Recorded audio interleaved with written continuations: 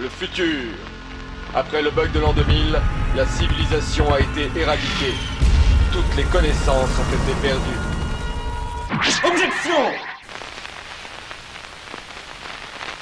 Diva égocentrique pour les uns, génie pour les autres, Richard Garriott fait partie des créateurs de jeux les plus polarisants.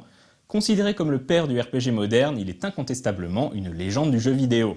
Fils de l'astronaute Owen K. Garriott, le jeune Richard se passionne très tôt pour l'informatique et la programmation de jeux se déroulant dans des univers de fantasy inspirés du Seigneur des Anneaux et du tout récent jeu de rôle Donjons et Dragons. En 1977, ses parents le font participer à un stage d'informatique de 7 semaines à l'université de l'Oklahoma. D'après la légende, c'est parce qu'il préférait dire « hello » plutôt que « hi » que les autres étudiants lui collèrent une étiquette de snob et lui donnèrent un surnom qui ne le quittera plus, British. Pendant ses 4 ans de lycée, Garriott programma de nombreux jeux vidéo sous le nom D&D, inspiré bien évidemment de Donjons et Dragons, les distribuant à ses amis et à ses camarades de classe. La sortie de l'Apple II va lui permettre de passer à la vitesse supérieure.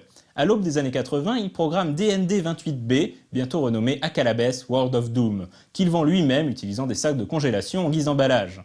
Le bouche à oreille fait son office et le petit éditeur California Pacific Computer entre en contact avec Garriott pour distribuer son jeu. Plusieurs dizaines de milliers d'exemplaires du jeu seront vendus, chacun rapportant 5 $ à Garriott. Avec cet argent, Garriott pouvait financer ses études supérieures, mais surtout le jeune Richard prend conscience qu'il y a un marché pour les jeux et qu'il peut en vivre. Fort du succès rencontré par Akalabes, Richard Garriott se met au travail sur un nouveau jeu plus professionnel avec l'aide de son ami Ken Arnold. Le jeu porte tout d'abord le nom Ultimatum. Mais en découvrant que le nom était déjà déposé par un éditeur de jeux de plateau, les deux amis décident de le raccourcir à Ultima tout court. Comme Akalabes, la première version d'Ultima fut d'abord distribuée par California Pacific, puis par Sierra Online. La version Apple II du jeu se vendra à 30 000 exemplaires, un gros carton pour l'époque. Des contentieux avec Sierra Online sur les royalties de la version PC du jeu pousseront Garriott à créer sa propre société pour distribuer ses jeux.